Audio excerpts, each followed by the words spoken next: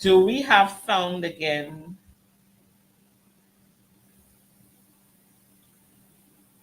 I would be happy if someone in the comment section could tell me if they're hearing us now.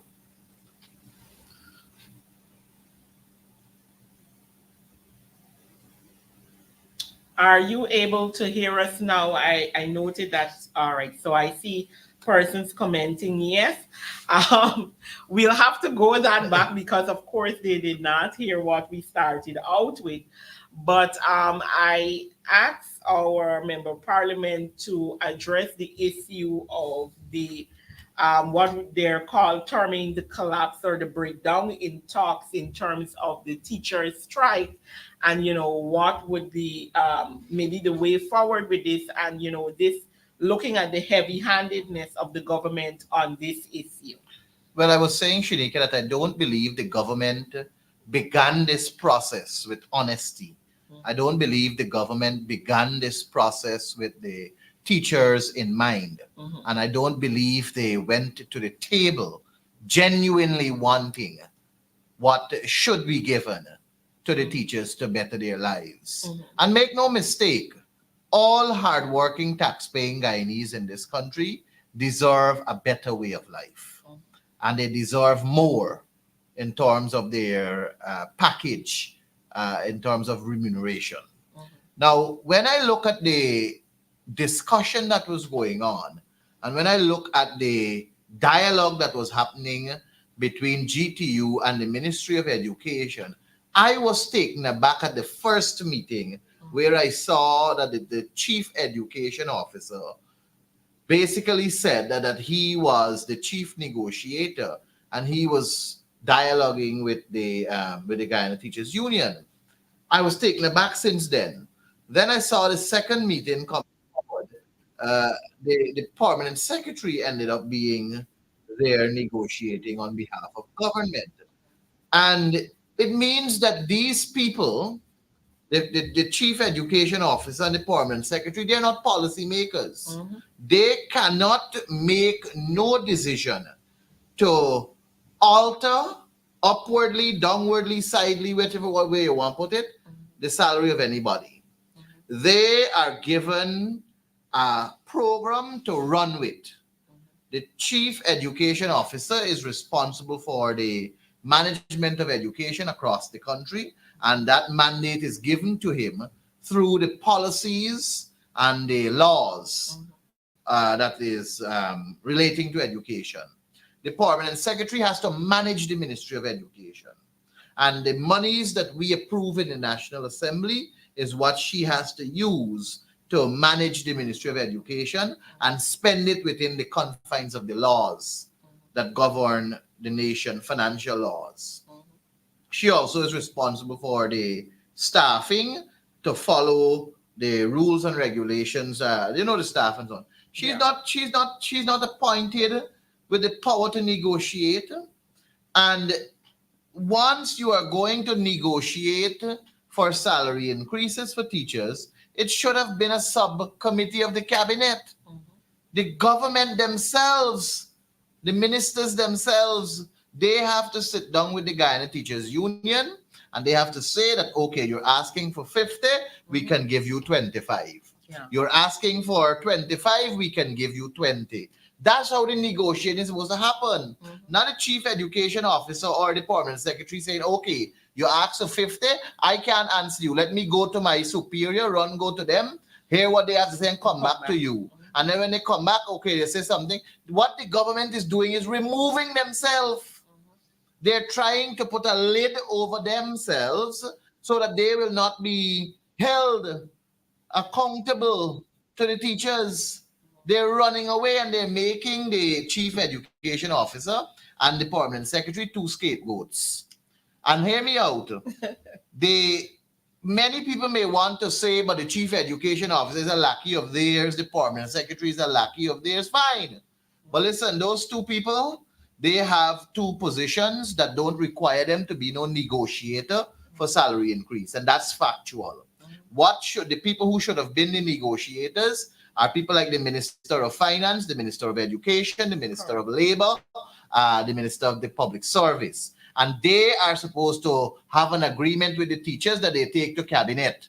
Cabinet then ratifies, and the National Assembly, we are prepared in the National Assembly as an opposition to give our full support for any increase that is met via an agreement between the Guyana Teachers Union and the government of Guyana. We are prepared to support any increase that comes through this collective bargaining process or this negotiation or whatever process that brings both parties into agreement that this is the way forward for salary increase.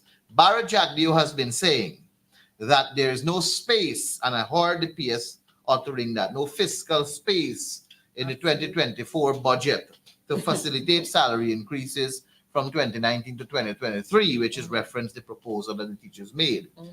Listen, anything the government wants to do to increase salaries or whatever to spend money, all it requires is their cabinet saying yes, and they come to the National Assembly for ratification. They can come with a supplementary paper. The PPP has been coming with supplementary papers to the National Assembly to increase already approved budgets since 2021. 2021, we had, I think, 4 supplementary papers. What I mean is that in 2021, we approved X amount of dollars in the budget, and that was done, I think, in February or January of 2021. And in June and July, you get a supplementary paper to add more money to that budget. In December, you get another 2 that comes to add more money to that budget. The same thing happened in 2022. The same thing happened in 2023. And it is going to happen again in 2024, you're going to see. All they need to do is to come with supplementary. From the start, you're mentioning something there. The government, you're saying they're trying to maybe cover themselves or put themselves out of it. But they are, like you said, the only persons who can agree to an increase. And, I think it was MP Jaretta who made a post, and the government goes, this nation has been questioning this issue of supplementary budgets, supplementary papers going to Parliament. You yourself and other MPs have made the point that Parliament has become a place, or the National Assembly has become a place where you only go to speak about money, because half of the time Parliament is called, it is because of a supplementary paper with this government.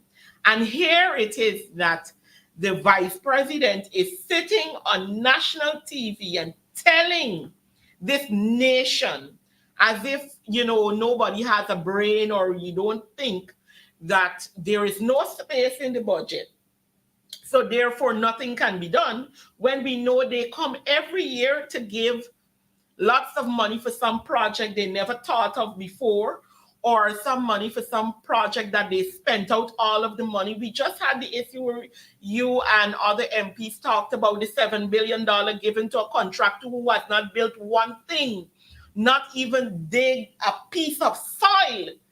And they went to supplementary papers and gave in total about $7 billion to that contractor.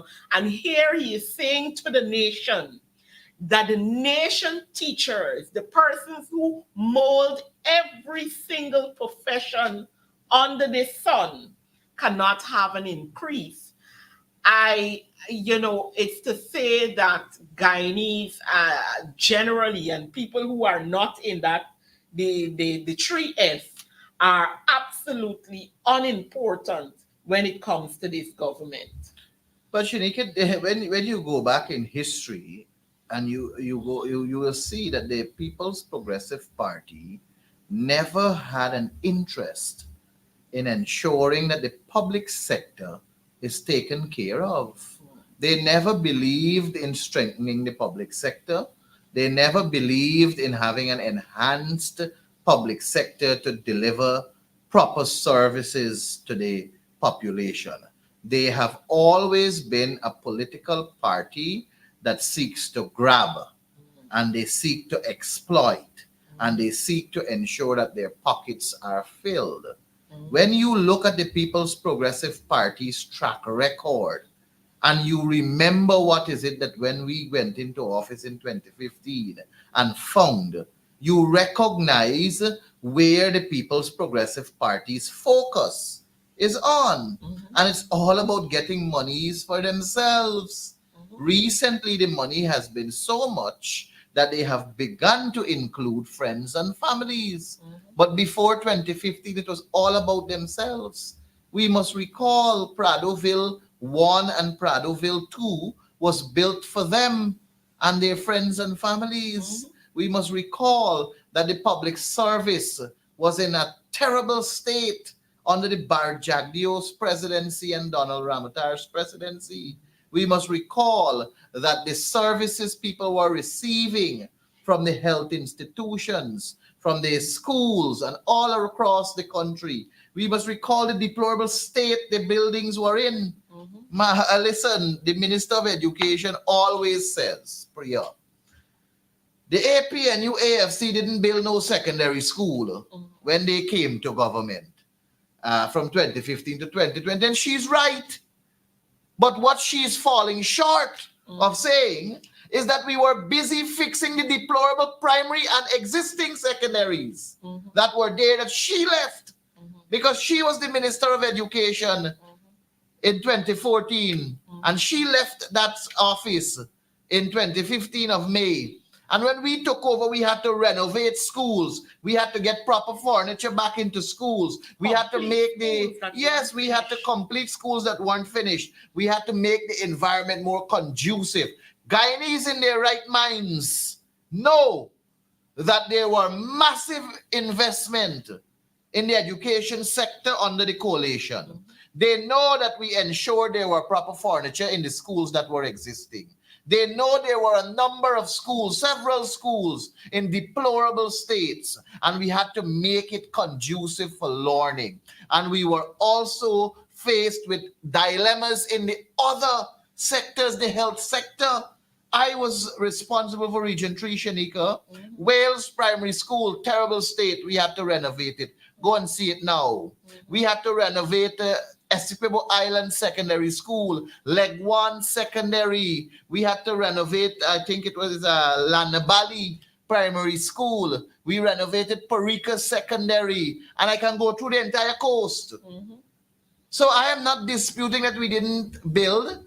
It's just that we didn't get the chance to because we were focusing on what was existing and bettering what we have.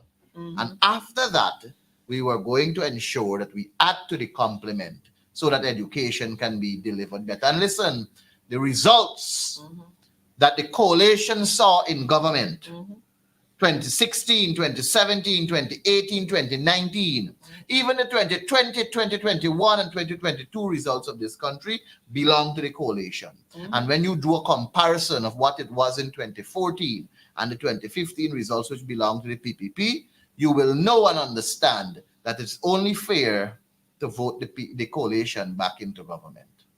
I see here a comment that I want to address because it was one of the things that I wanted to bring up, because one of the things the government is as well telling the teachers is that they're only willing to give increase for 2024, although the teachers have been asking from 2019 to 2024. I mean, not even with a compromise to say, okay, we came in office in 2020, we'll deal with from 2020. And the person is commenting here saying in 2020, 2021, and 2022, teachers shouldn't get paid because they were at home. That's not fair. It's not fair. These are the kind of things that the PPPC propaganda is pushing in the air when we know teachers were working. Teachers had to be from very 2020 creative. They had to be very creative during that COVID period. And making their own lessons, handing out, finding ways to go into the community. They had to ensure also that internet access was at their home. Correct. So that they had to use their mobile device or their electronic device that they had at home. School. They had to change their modus operandi because a teacher that has been teaching for 30 years in the classroom to now tell her that you need to go teach on Zoom and to now engage these children on Zoom, With technology. yeah, it was a more stressful place for teachers who were accustomed to one way of doing it. And I also know teachers who had to create the papers. They did different boards and they had to go and hand those out Yeah, personally listen to in me. different communities. My son is going to write the NGSA exam that is coming up in May, and he is one who suffered at due to COVID, because at the time when COVID came out, he would have been in grade 2, and he would have not missed, but he had to readjust to learn in a electronic or a virtual environment the grade 2, 3, and 4 work. And his teacher, he was at Lenora Primary School at that time, and his teacher was online at 9 o'clock every morning to 2:30 in the afternoon, and some days go beyond. And internet was consumed. It came at a cost. Correct. Electricity bill, telephone bill, all different manners of expenses were a part of that whole environment. So to say that teachers did not work is a very untruthful statement. Teachers are the heart of our nation. If we didn't have teachers, we would have been a nation of probably rebels.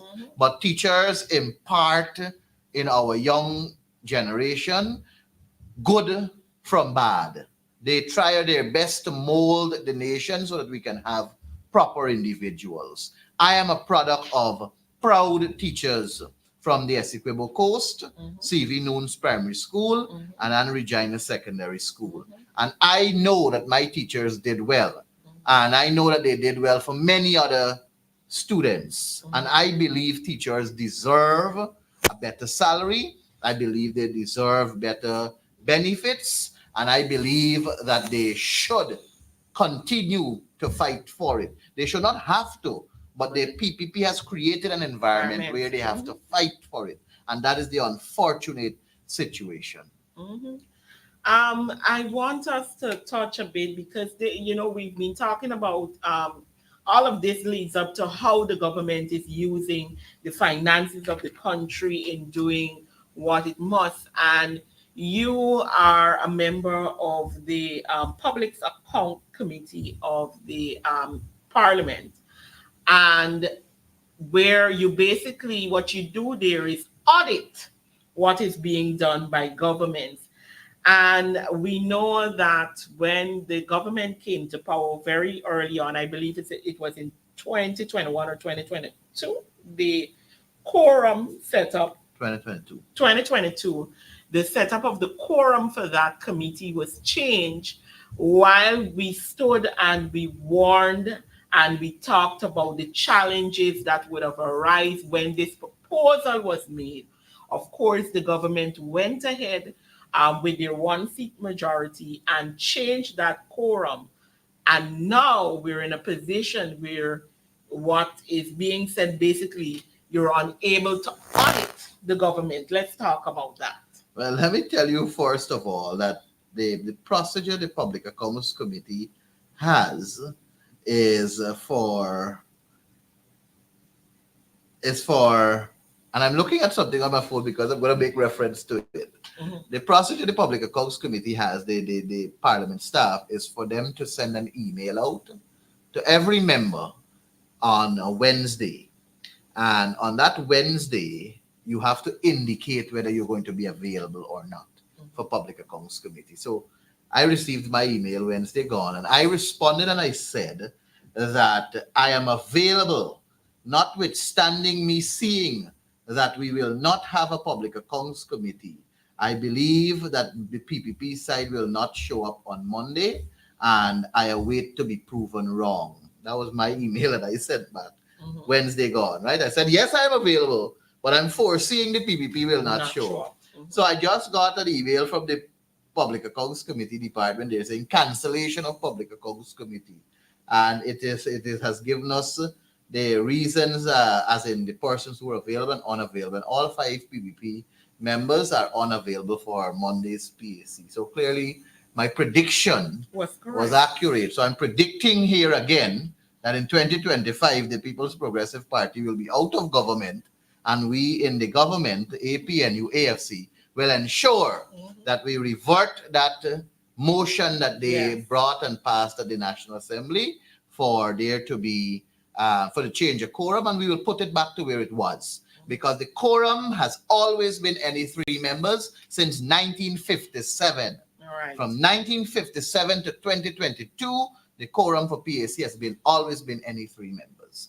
The People's Progressive Party has no shame to suddenly arrive and with such huge budgets don't want to reach to ensure that the Auditor General's report or reports are examined based on his findings. It's a shameful thing that happened. And I want to tell you this to add to the same teachers thing that we were talking about. We in the PNCR, in the APNU, we went through the budget line by line. We examined the numbers. And when we did a comparison of what the numbers were in 2023 to what they are in 2024, we have suggested that there is space for every teacher in this country to right now get $100,000 one-off bonus. And we found the numbers and we showed them where they can get it from. Because they have extravagant spending on the fuel and lubricant, on the vehicle spares and maintenance, on the dietary, on the meals and refreshment. The thing is, budget 2024 in the recurrent expenditure has a lot of money for extravagance, a lot of money to benefit only a few. And if they are to revert those figures that they have in 2024 to what it was in 2023, not to go still way back to 2020, just right at 2023. And if they do prudent financial management within their ministries, they can spend what they spent in 2023 and have a lot to give to the teachers in 2024. And that will not even hamper or tamper with the 1.146 trillion that they have passed in the National Assembly. All it calls for is variaments. Move it from here, put it here, move it from there, put it here, and you accumulate and you have to give to the teachers. And if you need the National Assembly's approval for that, the opposition is prepared 100% to support any increase for teachers or any form of public servants. What we're not prepared to support is increase to the ministers of government, because as you know, and I know, since they came to government to now, they have seen over $200,000 increase in their salaries. And they have seen increases also in their benefits. And they talk about fat cat salaries. They have fatter cats over there in the PPP. One of the MPs, I believe it was Mr. Christopher Jones, just that you brought that up, would have said that, in contrast to what Chetty would have said, Guyanese we're living on a donkey cart, but living a Cadillac lifestyle. That's what he would have said back then. But what he would have said, what we're seeing now is actually the reverse. The economy is a Cadillac lifestyle, while the people are living like they're in a donkey cart economy. And one of the things that is striking, and everywhere you go, people talk to you. And I think the part that this government continues to miss every day or does not care about, the issues being raised are bread and butter issues. Every single day you go to the market, it is difficult to decide what you will take and what you will not take because you can't afford it. And these are the reasons we're having the issues that we're having.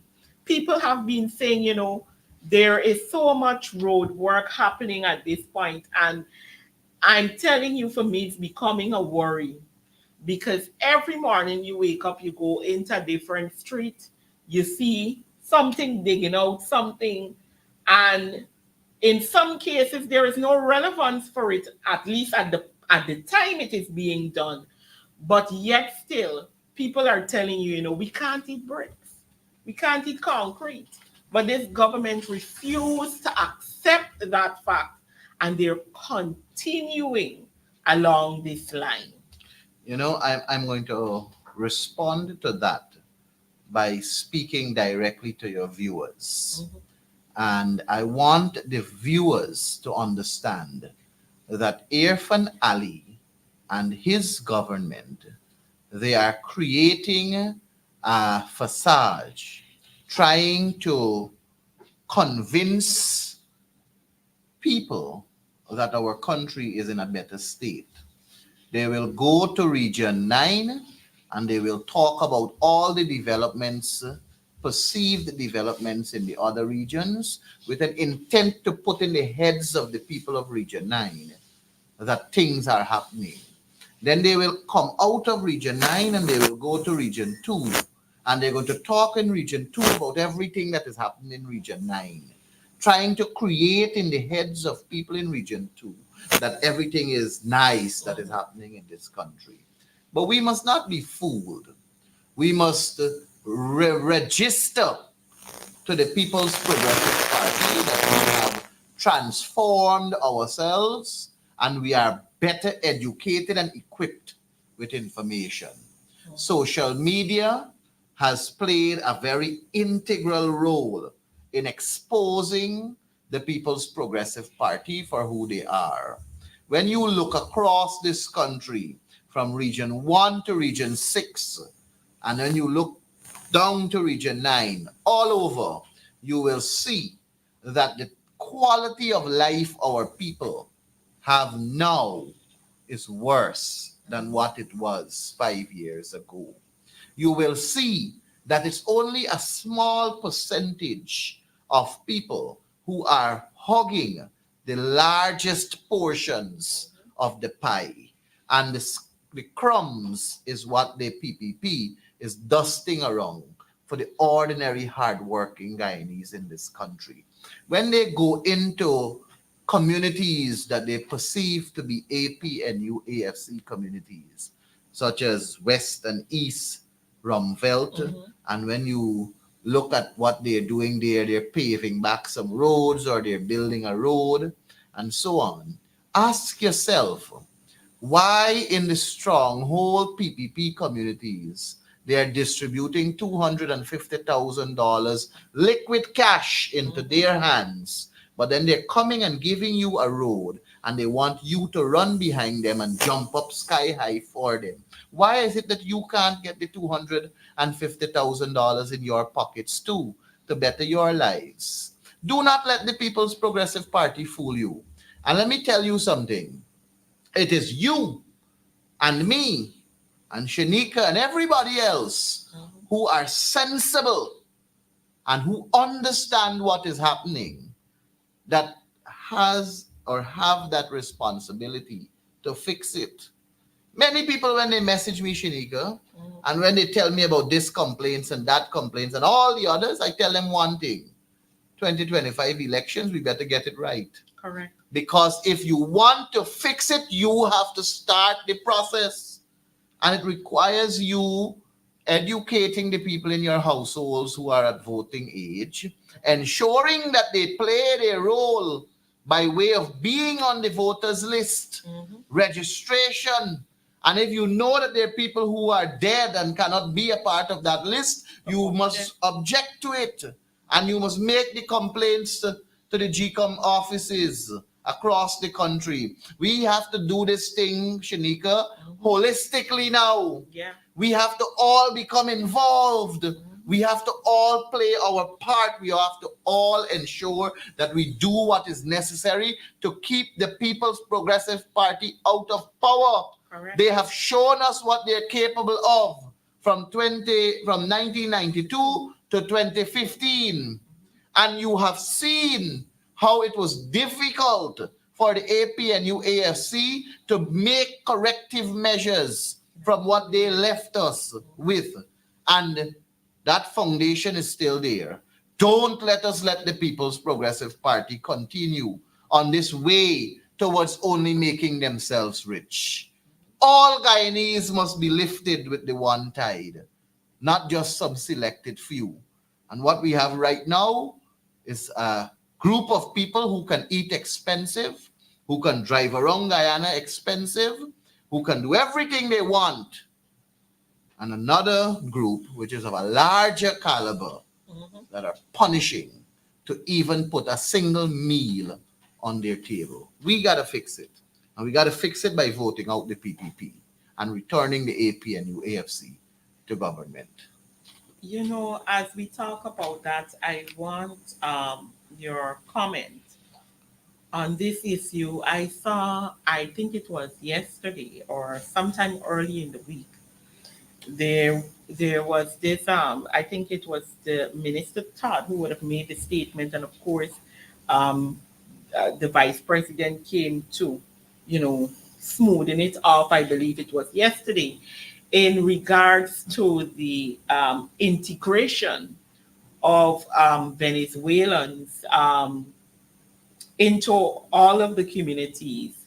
And I talk about this on the backdrop as well, as you just talked about election and what we're capable of doing.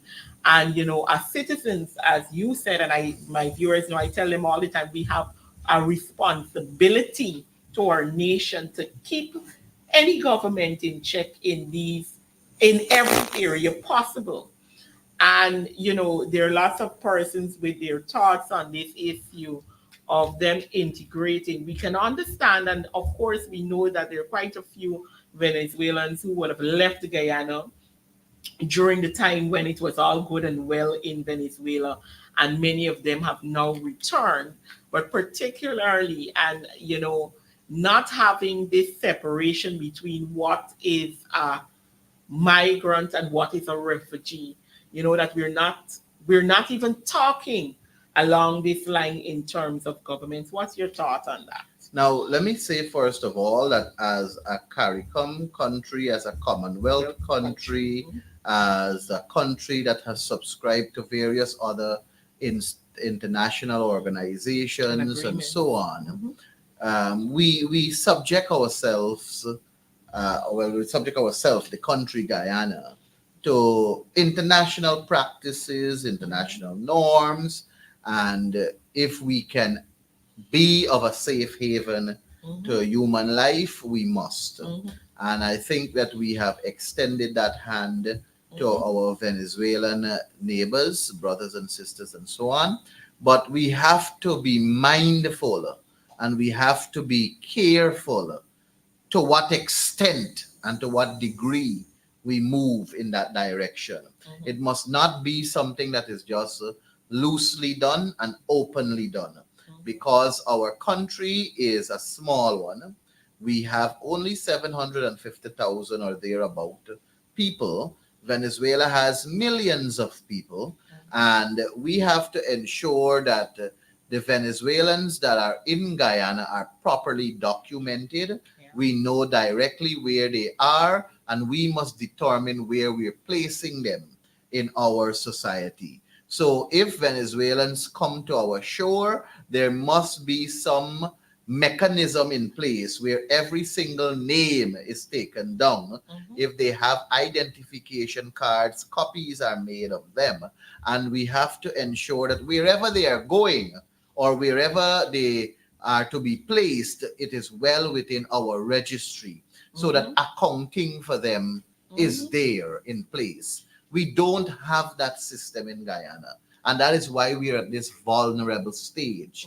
We have a situation in Guyana where people just come, drop off at the shores, and they go wherever they have to go, unknowing to the Guyanese authority. We cannot afford to have that kind of approach in our country. We have to be a little bit more determined to fix what is already there that has been broken by the manner in which the People's Progressive Party has operated.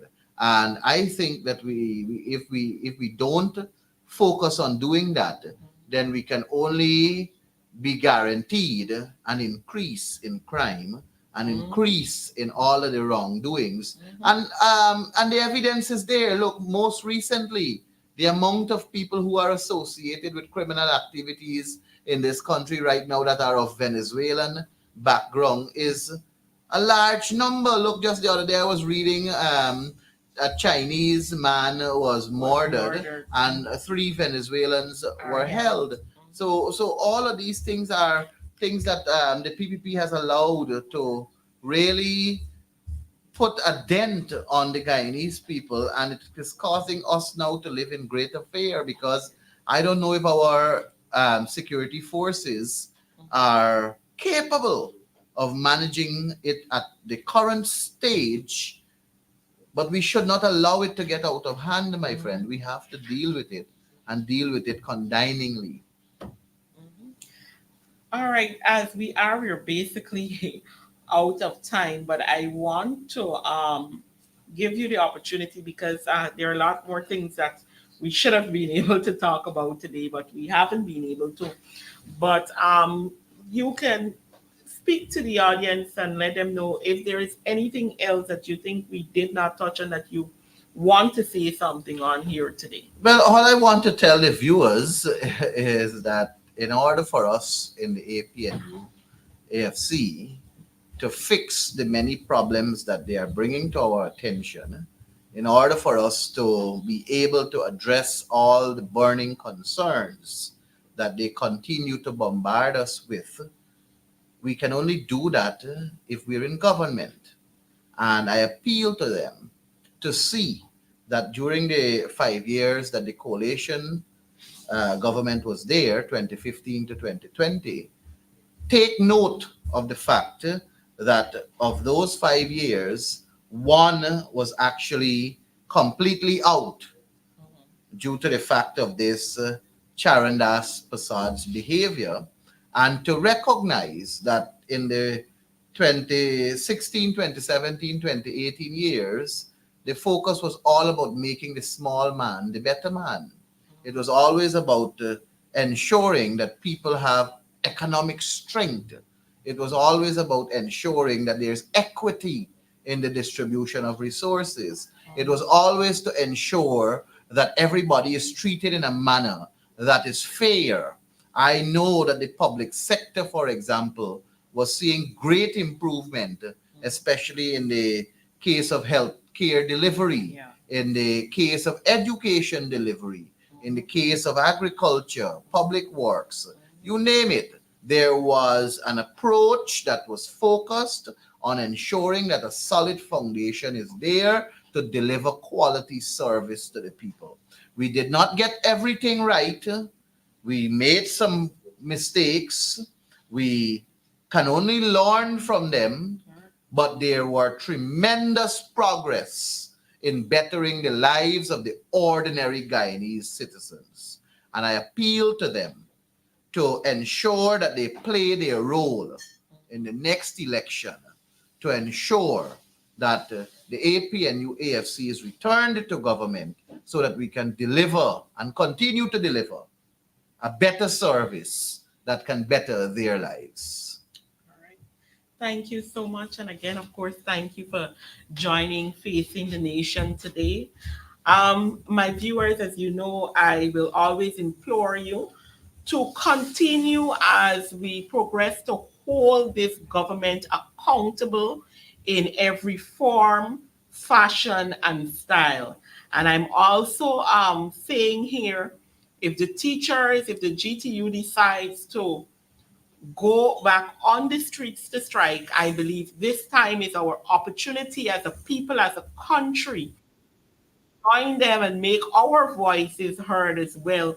Because this level of disrespect that is being met out to our teachers, our public sector, and ordinary Guyanese generally is something that we should not accept as a people.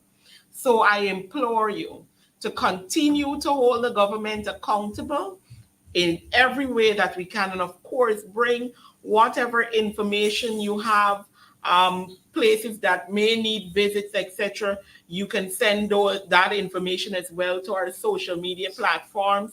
And, let's see and get things done in our communities as we continue to push back on this dictatorship way of this current government.